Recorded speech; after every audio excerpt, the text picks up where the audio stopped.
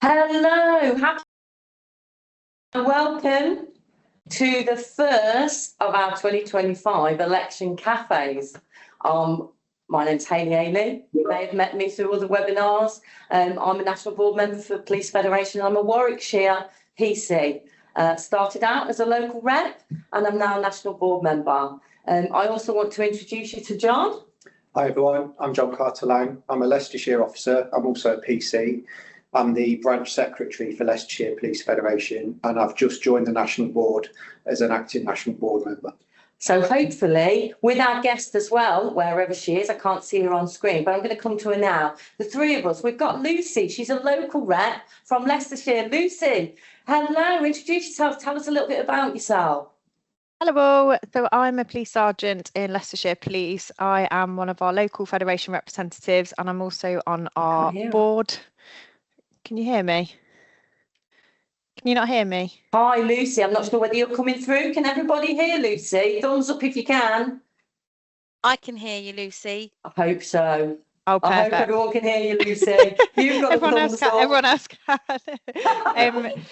So yes, I've been a Federation rep around 7 years now, on the board for around 18 months, joined as a PC, and like I say, I'm a sergeant now.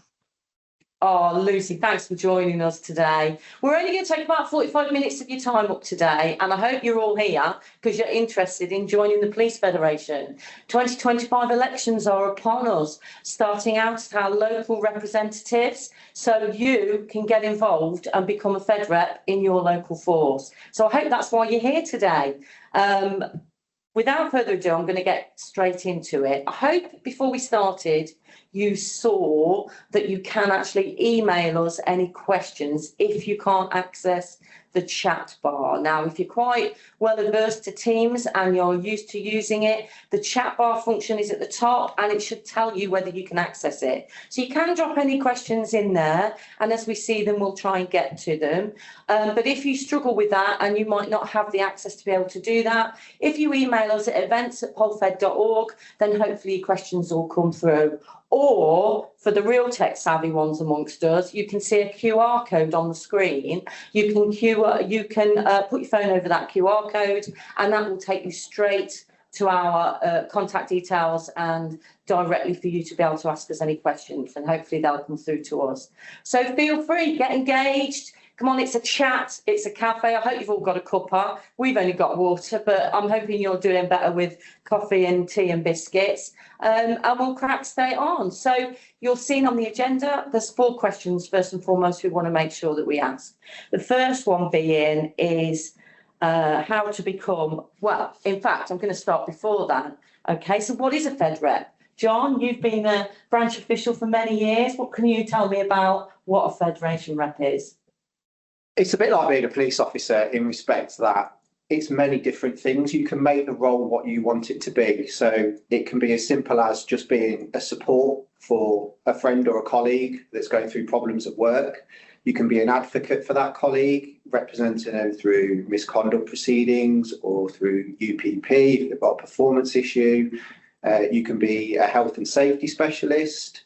You can be an equality specialist. It's a very varied role and you can tailor it to what your skill set is and what interests you. It's not just all about representing officers that have got into trouble, which I think is the common misconception that everyone thinks a Fed rep does.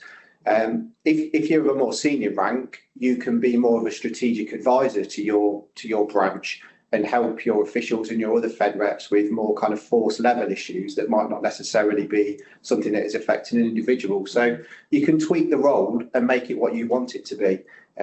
You can do just one little thing on its own, or you can do lots of things. That's why it's such a good role. You're not pigeonholed into one thing that might not actually interest you in the long run. Yeah, John, and do you know what? It's so diverse, isn't it? And I don't think people do understand the breadth of what you can actually achieve and the skills that you can pick up, because realistically you can be that absolute friend and representative for your colleagues for whatever they're going through, but in the same vein you can be that voice in your branch board meetings to help influence change in how the Police Federation go forward, and what members absolutely want. So that's another arm to it as well, isn't it? Yeah. And you know what I always hear people tell me, I haven't got the time, I've got too much on, I really don't know if I can fit this in, and will it be too much for me? Do you know what? You can do as little or as much as you want and get as committed as you want into it, can't you? Yeah, exactly. And I think a lot of branches operate in that way. So Lucy might explain later on, but when we've had, you know, like officers that are going through promotion and they need to study for their exams, they've asked to take a step back and not take on as many cases and things like that, which is fine. They can take a step back, other officers can step forward, sorry, the FedElects can step forward and start taking on a bit more of that workload. And then when that person's, you know, day job or study needs or family problems or things like that, family life, when those things die down a bit, they can then step back into the Fed role and be more involved again. So it can be as flexible as you need it to be. Mm-hmm.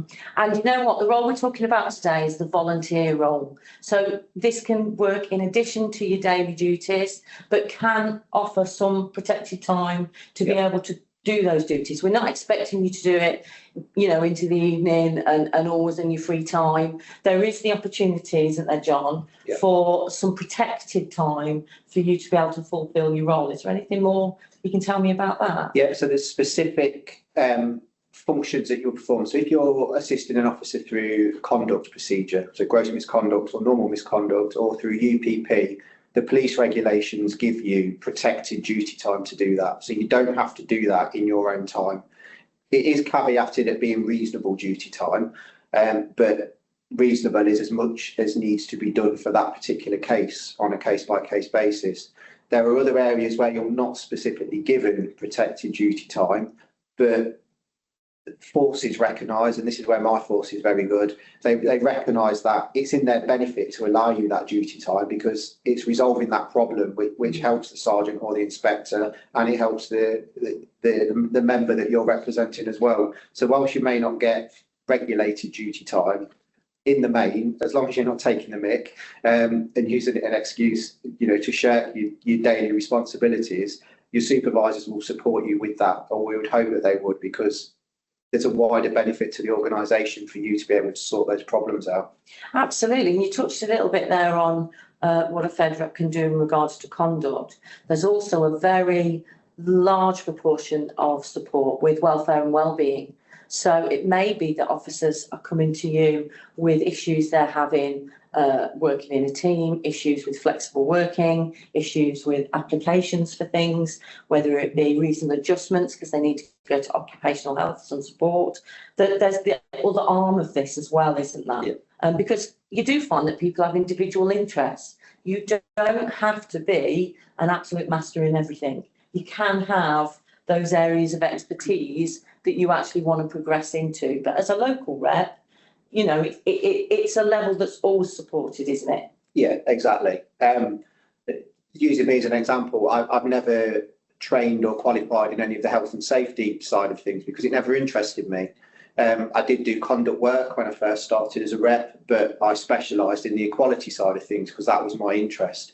And as the equality stuff took off, and I became the equality lead for my branch a few years ago before I became the secretary. I then let the misconduct work go off to one side and not do it anymore because the role progresses a bit like your police career. It just evolves over time as your interests change and your skill set builds up. Yeah, absolutely. And you know what? Don't panic. We give training and development. We don't expect you to know everything. We don't expect you to understand everything from the start. And there is always a body or a team around you of other reps, of branch officials in branch, of people even wider in the region that can always assist and answer any questions you might have. But more importantly than that, we give you the fundamental skills and the training to be able to deliver your role. So you'll never, ever find yourself in a position that you can't get any help and support and feel that you're on ground that you're unsure of. There's an awful lot of training and development involved in it, isn't there, John? Yeah, the courses are structured, they're accredited, so they're formalised courses, they're recognised, you know, at a relevant kind of skill level, so like level 4, kind of start of degree level, all the way up to level 6, which is undergrad level. So you know that training isn't just a load of PowerPoints knocked together to teach you. It's not impelled. No, it's not. It's proper formalised training.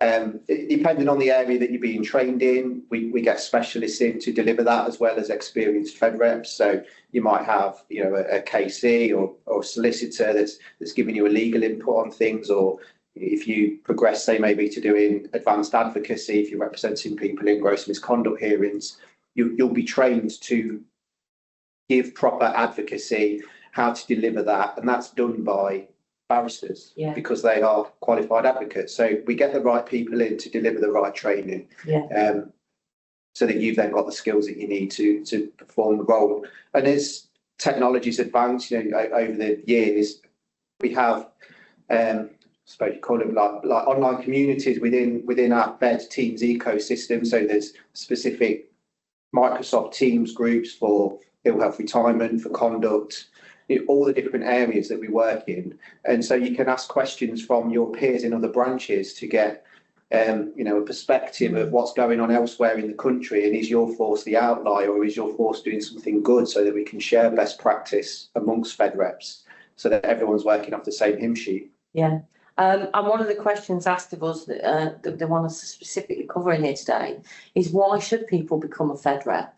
I mean, in my head straight away, the skills that it gives you on top of the skills that you get in your normal policing career cannot be understated. You know, the skills and the ability to do advanced negotiation, mediation, to be able to exercise and to experience a rankless organisation, let me just say, so we're not defined on rank, and that if you are in need of supporting somebody, you could be at chief officer level that you're having conversations with and doing negotiations at any point, or superintendents.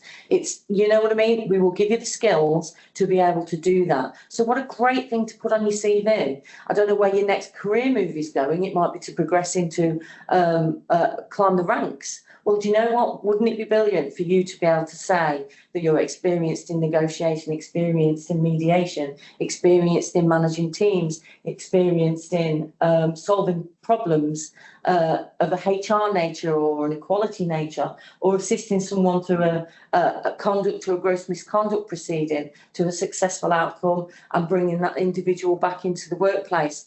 Do you know, I just don't think we champion those enough, do you? No, and because we are rankless, so within my branch, and Lucy's a good example of this, I've had reps that have started as constables.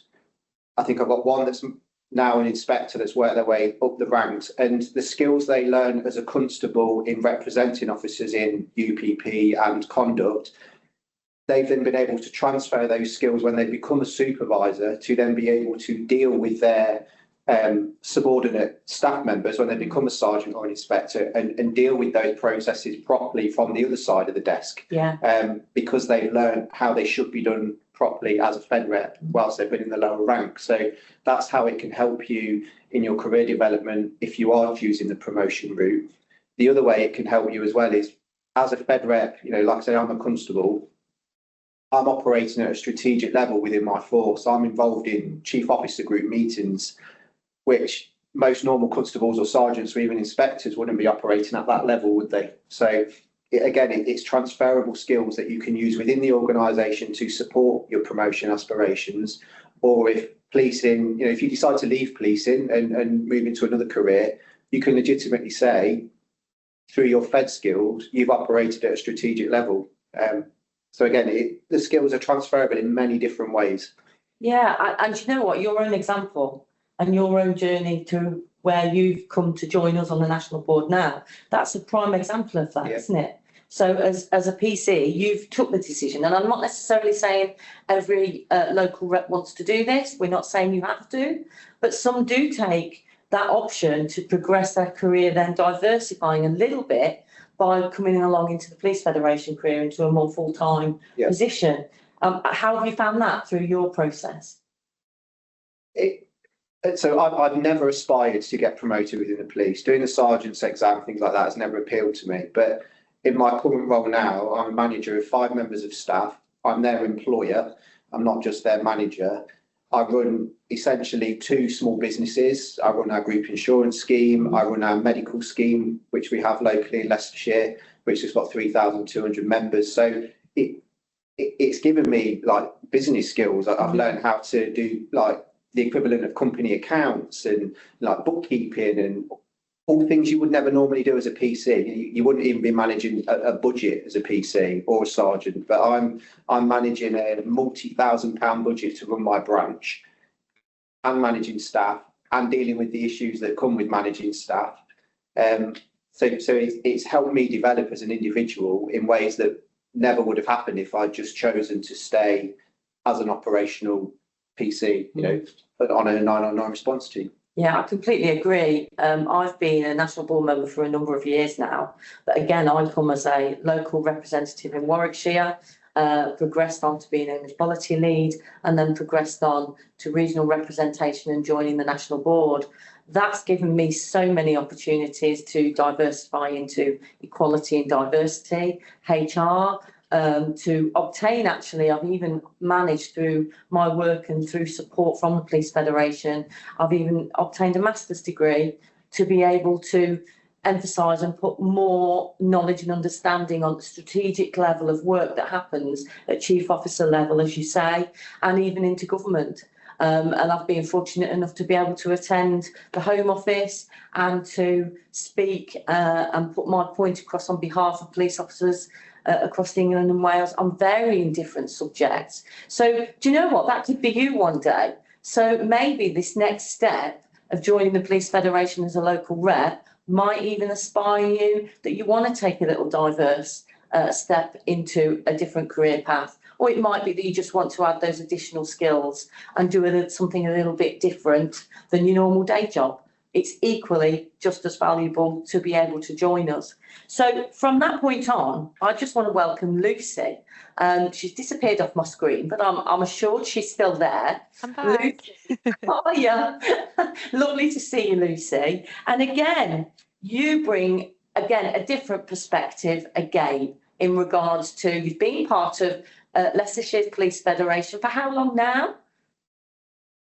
I should really know the answer, but it's definitely around 7 years. Wow, excellent. And what made you first take the leap? And there's a couple of things really. When I first started out as a Federation representative, I was a PC and I'd only been in the organisation 2 or 3 years. So I was quite infant kind of in terms of my experience generally in policing, but sort of looking around, I was seeing and hearing things that A, I didn't really understand, B, some things that didn't quite sit right with me. And I was really fortunate that I did have John and a couple of other friends that were already in the branch council at the time that I was able to explore the role a little bit more with.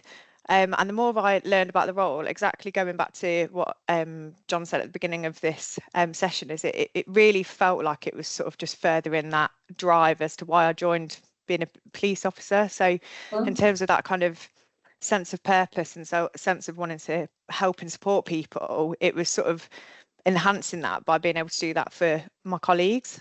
Yeah. And when you first started, because I'm sure everybody on the call is probably asking the same questions of themselves if they're considering being a Fed rep, was there any trepidation, or did you think, I've got this, I can do this? Was there an immediate confidence, or do you think the support that you got helped? Definitely the latter. When I first went to, I'll be totally honest, when I went to my first meeting, it was like hearing another language, and that's absolutely total honesty. The language that's used, you kind of sprung a little bit into corporate world, which none of us are used to in the police, and you get very used to sort of our own jargon and our own language. But it really, really didn't take long to kind of pick things up, and was absolutely credit to the support I had around me at the local level, but also kind of the resources and tools that we have accessible more nationally. The courses are really digestible and easy to understand, and you really do feel equipped to go and do your role once you do those courses. And I've never not had somebody at the end of the phone, at the end of text messages. The support has absolutely did make the transition easy back then. But that support network never goes away. And like everything, things move and evolve so much that we never know the answers to everything. And I honestly can't fault to kind of the support I've had from my local branch, and hand on heart, it's been as John touched upon, at times in my career, whether I've been going through promotion processes or some personal challenges that have meant I've had to take a step back. If that support hadn't been what it was, and I don't think that's specific to Leicestershire, I think that's just the way the Federation operates, I might not have carried it on, and I've never felt kind of that supportive environment like I have with the Federation. And that's really good to hear. And I'm sure John's sitting there like a proud dad thinking, oh, I'm really glad that she said that. So that's good to hear, I'm sure. But to be honest, you're absolutely right. And every branch, just for the information of anybody on the call, obviously every police force has its own branch. So you have your own board, whatever force you're dialing in with us today from, so you can get bespoke information from them. We've got a question that we'll come on to in a minute, but I just want to explore a little bit more with you, Lucy. So what kind of areas inspired you when you started? So for me, when I first started, the misconduct area, I think when everybody first joins, misconduct is always an attractive area. I think it's more interesting. It's the bit that's probably the unknown unless you've been in trouble yourself. I think it's just one of those things that I think it just by default is a little bit more attractive to go into. So I wanted to do that, and I did train in that after I'd done my initial reps course. But as time's gone on, and I've not yet done it, it's something that more recently I've wanted to put in for. So this is where we talk about the role evolving all the time. I'm taking more of an active interest in more of the equality side of things, because actually what I've come to realise is that equality and everything that entails underpins absolutely everything, and it ends up coming into absolutely everything we deal with. So to have a really good grounding, and had I had my time again, I probably in hindsight would have done my equality course first before going on to my misconduct course, to get that real kind of understanding, as a lot of the UPP things we deal with, a lot of misconduct cases end up coming back to equality issues anyway. And that's a really interesting approach, actually, because again, in case anyone's thinking out there, you don't have to take one specific route. It might be like you said, you started off on conduct. A lot of people tend to recognise the conduct world first, don't they? They've either been involved in it or they've had a colleague that's gone through it. So an understanding of that is very good. But you're absolutely right, because there tend to be more time constraints with the equality world. So if there's been any discrimination and we needed to get legal support, then we need to ensure the right time frame is put in place to actually reach out and get that support. So yes, I can completely understand what you're saying. And there are those of us, not me personally, I have to say, but there are some really dedicated individuals that like the world of health and safety, like the world of PIP, post-incident procedure. What other areas would you think of realistically? Traffic, firearms, Yeah. Operational policing, we kind of wrap that up in, so support along those areas. And I think each branch does tend to try and make sure they've got a representative that kind of covers each genre or each area of work, isn't that? Detectives in custody as well. Yes. They're two kind of big forums, especially the detective side. That's a big area, isn't it, in most branches? Yeah, so there is lots of areas to diversify off into, isn't there, as well? Is there anything else, Lucy, that you found when you first started that you think anyone on this call would benefit from knowing from yourself from when you first started in the Federation? I think one of the main things for me, when the Federation looks very different even now. I've not been in the Federation forever, but when I first joined, I was by far the youngest, dare I say, on our branch council. There weren't many females on there, and certainly weren't many from other minority backgrounds. And it is absolutely, I cannot emphasise how important it is to have that diversity on your branch councils, because we are the voices of the rest of the force, those who are in the federation, but also the wider organisation too. And without having that perspective, with all the will in the world, you can care passionately about a topic and you can care passionately about an aspect and somebody's experience, but if you've not experienced it yourself, or you don't really truly understand where it's coming from, to advocate for those people in those strategic meetings, whether that's in your council meetings or in branch board meetings, it makes it really difficult. And on a number of occasions, and that's part of the role that I absolutely I think it's a privilege, but I love as well, is being part of those discussions in those meetings and putting that perspective forward that ordinarily might just not have been considered. And can I ask, Lucy, how do you manage coping with balancing two roles realistically, or two workloads? How does that manifest itself for you? It's definitely been more challenging, I'd say, the last 18 months, because my day job has just become a lot more demanding. Prior to that, it was I think it very is role specific in terms of what you're doing. Misconduct work, by the nature of it, will be slightly more will be more time consuming, but then you get the added bonus of having that protected duty time because of that. But again, it's just coming down to the support and having that honest conversations about what your capacity is. And it doesn't mean that you have to jeopardise one or spread yourself too thinly. It's just being self-aware and having those conversations with your local branch full-time members, secretary and the chair, to let them know. But then as soon as that pressure subsides, making sure that you're making yourself available again. I think of all the roles I've done throughout my career, the one I'm currently doing, I'm the deputy commander of a particular area, so it's really busy, really taxing, but I'm still enjoying my Fed work. I'm still taking on cases, and there's sometimes it just has to slow down a little bit, and everybody's so understanding of that. Yeah, I mean, you can emphasise that. If Lucy was to come to you and say, I've got too much on, what would you do with that? Find out what she's got on and put me on the spot. No, I suppose, first of all, is there any quick fixes? Because sometimes if you've got overwhelmed, you don't see the wood for the trees, do you? So there might be some quick fixes and we can get rid of some things quite easily. Then we'd look at redistributing some of your workload to an equivalent trained rep. And then obviously not allocating you more work. And worst case scenario, because my branch has 2 full-time officials, myself and my chair, ultimately we could take that work off that rep if we need to as well. Like last year, we've got 28 reps plus the chair and secretary, so there's 30 of us in total. There's plenty of people to share the workload out with. Although some people might have specific skill sets and they tend to get the majority of that type of work, doesn't mean they're the only people that can deal with it. So it's easy to share it out. Thankfully, we've not been in a position where we needed to do that in my branch, but I'm sure it does happen in others. And it's not, you've just got to ask for the help, like with anything. If your crime queue gets too big in your day job, you go to your sergeant and ask for things to be shared out, or for an investigation plan to be put on, just to be steered in the right direction. And we can do the equivalent with your Fed workload. It's not a problem. Lucy, this is like the $10 million question. Have you felt that the Federation have gained you in any skills, experience that you wouldn't have had if you hadn't have took the plunge? Oh, honestly, so many. I'm not even just saying that.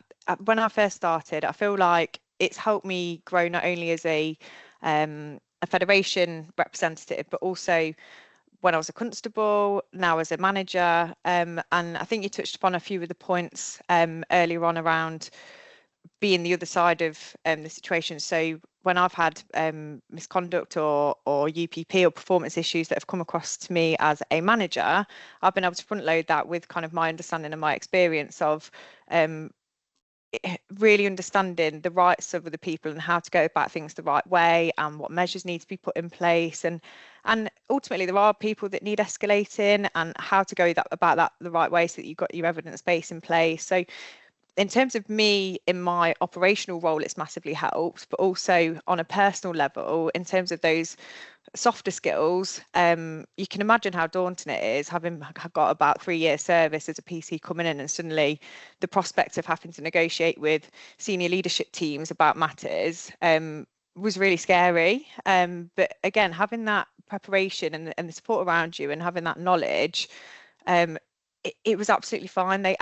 Senior leadership, and again, I can only speak for my force, and I'd like to think it's transparent across the country and Wales, but they absolutely respect the role, and as long as you go into those conversations in the right way, and that you're respectful, and that everybody understands the different positions. So what was very scary is very natural to me now, and speaking to people of rank is very natural and normal. So there's so much to be gained over and above everything that you'd already touched upon earlier on. Lucy, thank you so much. There's a couple of questions. One question has come through, but before we go to that, I just want to ask John, more on the technical side first and foremost. So how do you become a Fed rep? So at this time of year, which we're in now, this is what we call our triennial election period. So this is when the Fed, from the bottom all the way to the very top of the National Secretary, gets re-elected. During this period, you should have all by now, I think they were sent out on the 30th of December, received an email to your force account asking you if you want to put yourself forward as Federation rep. So the starting point is you complete that form that's come through. There's a link, you click the link, you're taken to a web form by our election management company called My Voice, and you fill in basic details, why you want to be a rep, and then you have to list 2 other Federation members who will support your application to be a Fed rep. I'm saying this tongue in cheek, but the reason we do that is that if you can't find 2 people that will support you, then you're probably not the right person to be a Fed rep. That's basically why it's there. You'll say that there's 2 people to say, yeah, I think Lucy will make a great Fed rep, so I'm willing to put my name to her standing as a rep. That form's submitted. Those 2 people then get an email with a big blue button in it saying, do you support Lucy to be Fed rep? They click yes. And once both of them have clicked yes, your application to be a rep is then stored within the election system. Once the once the nomination period then finishes, all of the subscribing members within your force are then sent like a voting slip, like if you're voting in the general election, with all the candidates listed. Hopefully there's a photo, their kind of election pitch as to why you should vote for them to be a rep, and then depending on the size of your branch, which comes into Dan's question. So I'll answer that in a sec. So if we use my force as an example, my branch has 28 reps. So if 28 people or less nominate themselves, there won't be an election, because everyone that's nominated themselves will automatically become a Fed rep. If 29 or more people have nominated themselves, then it will go to an election, and you'll have to pick, for Leicestershire, 28 out of, say, those 35 nominees. All the votes are counted, verified, and at the end of the voting period, the results are then announced. Yeah, and this time round, obviously the nomination period is open now and closes midnight, 24th of January. So that's a key date for you to remember. So if you are considering getting your nominations in, you need to act quite quickly because time is running out. Get yourself a proposer and a seconder. Just need to be somebody who is a federated rank, so constable through to chief inspector, and part of the federation, so a subscribing member of the police federation, and they can be your proposer and your seconder. Now, Dan's question, do you want to read Dan's question out? Yeah, so Dan's question, can you tell me if there is a general rule around the ratio of members to Fed reps, i.e. how many Fed reps would one expect on a command of around 1,500 officers? So Dan, thanks for your question. The answer is yes. There's a formula, it's contained in the police regs. I can't quote it exactly, but essentially they take the Home Office figures for your force 3 years ago, and then for every 100 officers, you get X amount of reps. So for my force, we have 2,300 federated officers, which is works out at we get 28 reps. So the likes of, say, GMP, I think they have 45 or 48 reps because they've obviously got thousands more police officers than Leicestershire has, and the Met with their 34,000 members that they have. Yeah, the formula is, it works it out. But yeah, in answer to your question, yes. It's then broken down a little bit more depending on your individual force. Some forces have constituencies. We don't have that in Leicestershire. We're just one constituency. So in Leicestershire, it doesn't matter where you're based or what your role is. If you move around the force, it doesn't stop you being a Fed rep. But in bigger forces, it might be the case that you have, like within your roads policing department, they might have 2 dedicated Fed reps just for their department.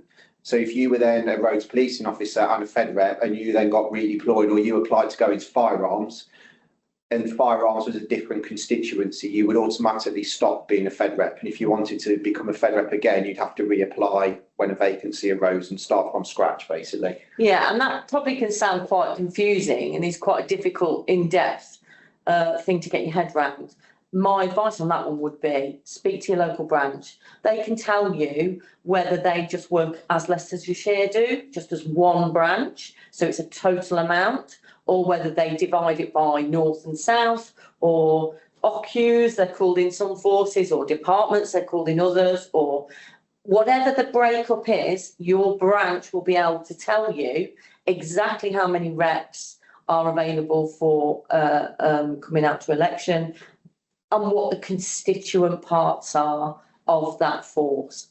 Because we couldn't go into it because it differs 43 different times. But Dan, if you've got any other questions, my voice are very helpful. And I believe we've got a slide that we're going to bring up that gives you any questions that you've got that you need answering. My voice are like the administrator that manage our election process.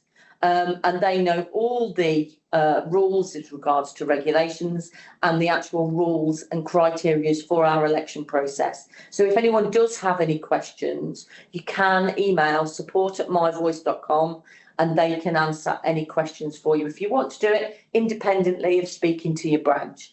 But of course, my first call would be have a chat with your branch because they can answer any questions that you've got. Now, I believe there was another question, wasn't there? Yeah, question from Paul. Paul says, firstly, what's the training commitment, both initially and then on an annual basis?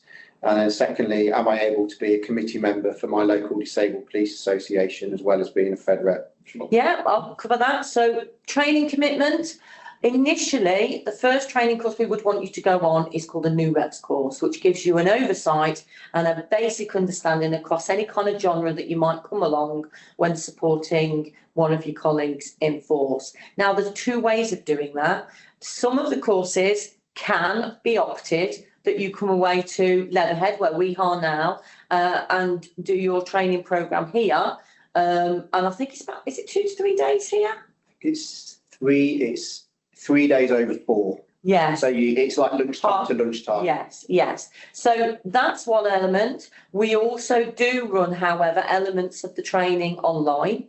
And we also do things now a lot more localised and in regions. So specifically, if you wanted to go, as Lucy talked of, your misconduct course, PIP training, equality course, all of those are delivered locally in your local regions. So you can almost see the calendar of training events. You can work with your branch secretary and get booked on.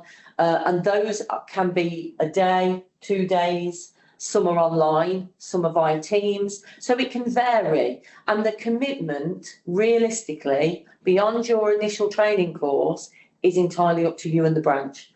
Because the last thing we would want to do is keep taking you away from your day job or from your family. The more we can keep you close and not impacting on your day job, that's what we strive to do. So it can vary, can't it? Lucy, is that what you found?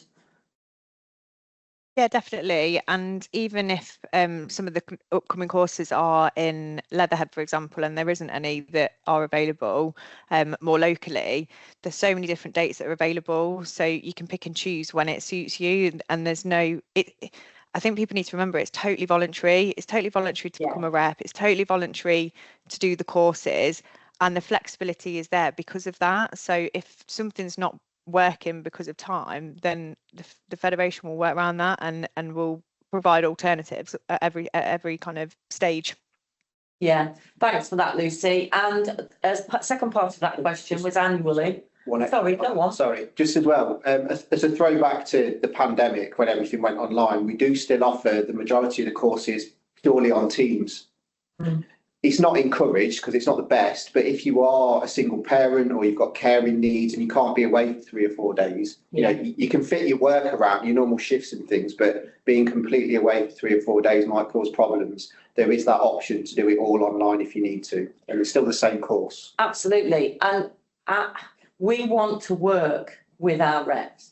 And if a rep was to say to us that they were quite willing to come away to Leatherhead, but, you know, they're either single parent or have got no childcare or wanted to bring mum along, we've certainly encouraged people in the past to bring another person along with them where the other person looks after the child while you go and do your training. So, you know, think broadly. We want you to become trained. We want you to be supported. If we can make it work, we try and make it work, whichever way suits you and suits your needs. So, you know, don't let anything put you off thinking that you've got, you know, committed family life or care and responsibilities, because we will try and work with you. Another part of the question was about annual training. Now, again, refresher training can be done online. It's not a requirement that you have to do, but of course we would encourage that you keep yourself up to speed with new legislation changes, etc., depending on your CPD. But that's all done collectively. You can do it at a time for yourself. Do you know what I mean? It's not that regimented that it won't be done to meet your needs and when you can manage it. Quite a lot of branches will do CPD sessions, so they'll get together all of their conduct reps and do they'll get a local solicitor in that deals with police conduct matters, and they'll deliver a conduct session or an equality set, So branches do it on a local level, and likewise then there's national refreshers as well that you can go on. And your point about can I still be part of the Disability Association, do you know what? We would welcome it, because we love to have more diverse voices in our own branch meetings that can talk from different perspectives. So absolutely you can, and any other staff association that you're involved in, but we also like to hear your voices in the Police Federation too. So we would absolutely welcome that. So that was, I think, the end part of that question, wasn't it? So real life example, we encouraged that in Leicestershire at the last Triennial election 3 years ago. So we've got the chair of our local Sikh Police Association, who's one of our workplace reps, and the vice chair of the local Muslim Police Association is also one of our reps, because we reached out to those support networks to say, come and work with us. Don't think of it as us and them. Let's work together. And those two leaders from those two organisations decided to stand as reps and have stayed with us for the duration. Oh, that's brilliant. The more diversity of voice we can get, absolutely, welcome that with open arms. Have we got any other questions? I can't see any. Is there one more on the iPad one? No, it's not a question. Just something to point out, actually, and it'll be on the slide at the end, but you can also recommend someone to be a rep. There'll be a QR code on the last slide, I think, just when we finish. But if there's someone who you think will be a good rep and they've not put themselves forward, you can fill that form in. I think that all it asks for is their name and their email address. Fill that in, click send, my voice do the rest. They contact that person and say they've been recommended by yourself. There we go, the slide's gone up now. So it's just something to bear in mind. If you think you've got a colleague that will make a really good rep, they've got the right temperament, or they're a bit of a regs geek like I was, then scan that code and recommend. It might just be the little nudge that they need. They might not have thought about it themselves, or they might be in two minds, but knowing that someone else has then, one of their colleagues or their friends has thought, actually, yeah, you make a good rep. That might just be the little kind of kick up the backside that they need to put their name down. Absolutely. And I think the last slide that we put up gives you further information and gives you the process and My Voice website and all the QR codes. As I said earlier, nominations are now open for the local representatives, which is the first of our elections, and it is the most important of our elections because that brings together your branch council, who are the voices that then go on to the next steps of nominating board members, etc., etc. So please, if you are considering doing it, or you have come here thinking you wanted to find out more information, if we haven't been able to answer a question for you, or you haven't been able to get through to us, then please still reach out to your local branches. You can get hold of further information that's been put up there. There's lots of links there to finding out further information.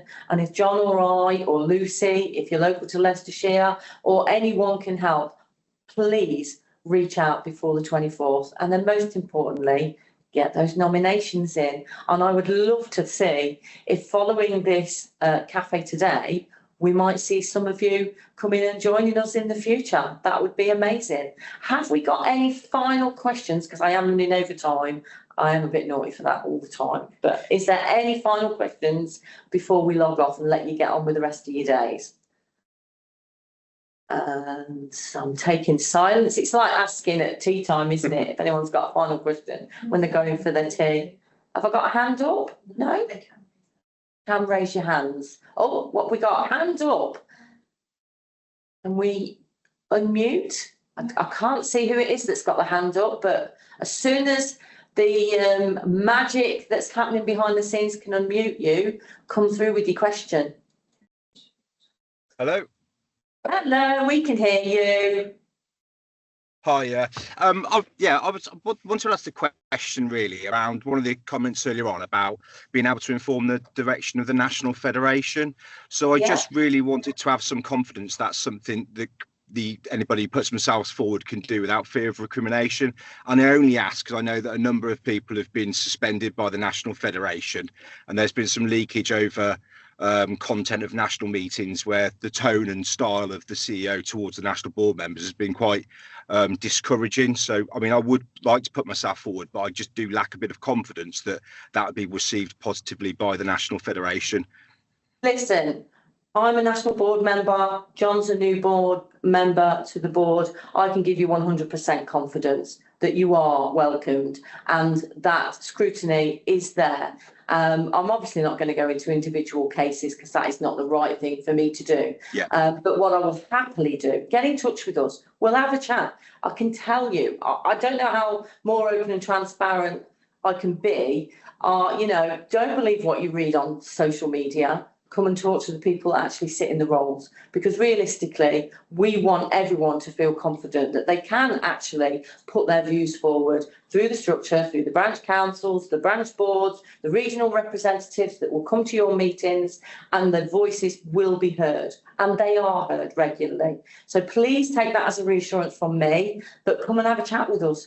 We're all here and we are welcome to come and have, a face-to-face or over the phone, Teams, whatever. There's a million different myriads of comms ability now. Get in touch with us. We'd happily reassure you. Cool, thank you. I'd appreciate that. Thank you. No problem at all. It don't bring me your details, so please make sure you send us your details through if you want us to get in touch with you, because I can't see anything on the screen. Oh, sorry. Al Denny from West Mercia, I've dropped you an email as well. So yeah, that'd be great. Really even in my region, so that's lovely. So you can talk to me anytime. Yeah, awesome. Thank you. That's Hayley. Lovely. Thank you so much. Sorry, Hayley and John. One more. I am running over, so I do appreciate if people have to leave. I think everyone's left. I've got one question though. Hayley, can you hear me? I can. We've got a question from Sergeant Nathan Atwell. I didn't want to put it on the iPad in case you didn't see it. He's just come in. He said, is there a minimum FedRep time commitment? Say I do it and it isn't working. Can I voluntarily give up my services? Not that I want it to get to that stage, but exploring everything. Nathan, here's Nathan. Here's Nathan here. Yeah. Oh, hello. Sorry, I didn't realise if my question would get through in time, so I put my hand up as well. Obviously, as I say, it's not something I want to happen, but I've got a young family and obviously day job and everything else going on. I didn't want to sort of, waste people's time by sort of doing the training course, then sort of 6 months down the line and not working, and then I'm sort of bound by a 2-year contract, for example.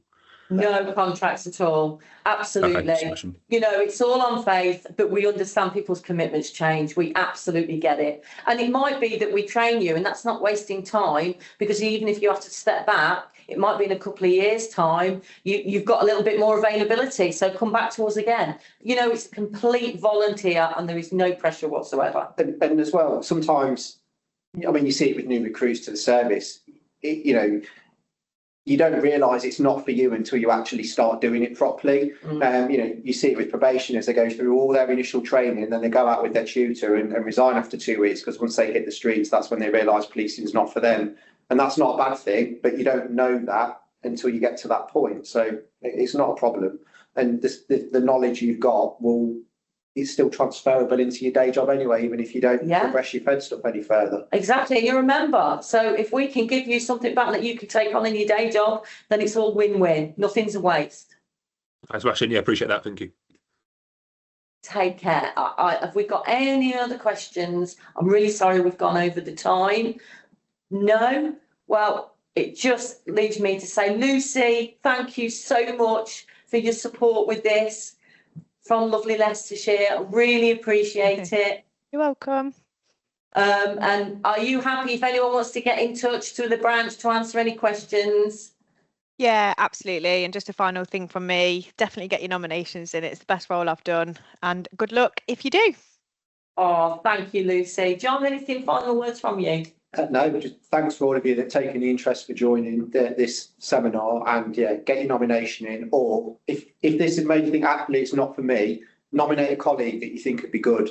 But at least it's good you've taken the time to do this and get some answers. So thank you. Yeah, and thank you from me. It's been lovely having you with us for 45, 50 minutes. If there's anything more we can help with, let us know and get those nominations in. Bye, everybody. Thank you. Bye. Thank you. Bye.